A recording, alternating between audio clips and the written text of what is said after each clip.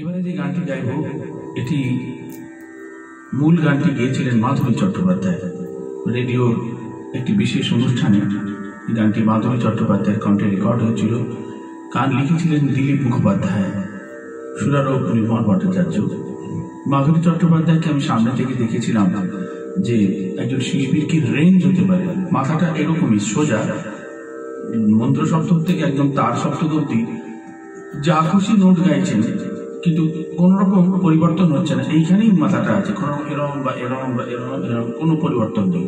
Harmonium বাজিয়ে দাদুর কাছে গান শিখছেন আর নিজেও বাজিয়ে গাইছেন, এবং আমি দেখেছি যে কি রেঞ্জ ভদ্রমহিলার হতে পারে। এটা একটা বিরাট বড় ধাক্কা ছিল আমার কাছে সেটা। আর আজকে এই গানটা একটা বিশেষ কারণে গাইছি। গানটা খুবই দুঃখের গান এটা, কিন্তু গানটা গাইছি এই কারণে যে আজকে সম্প্রতি আপনারা জানেন যে আমরা হারিয়েছি আমাদেরই একজন, মানে এই আমাদের সাংগীতিক যে দল তার একজন বিশেষ গুরুত্বপূর্ণ সদস্যকে, বর্ষিয়ান সদস্য শ্রদ্ধেয় গিটার বাদক রতন সিংকে। আমাদের সঙ্গে উনি বেস গিটারে একজন অত্যন্ত অপরিহার্য একজন সদস্য ছিলেন।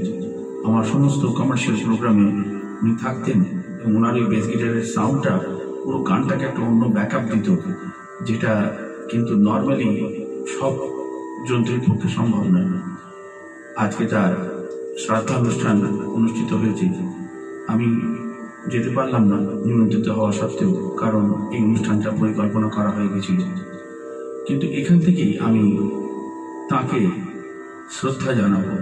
তার চলে যাওয়াটা আমাদের সবার জন্য কতটা যন্ত্রণা, সেটা এই গানের মধ্যে দিয়ে হয়তো কিছুটা প্রকাশ পাবে।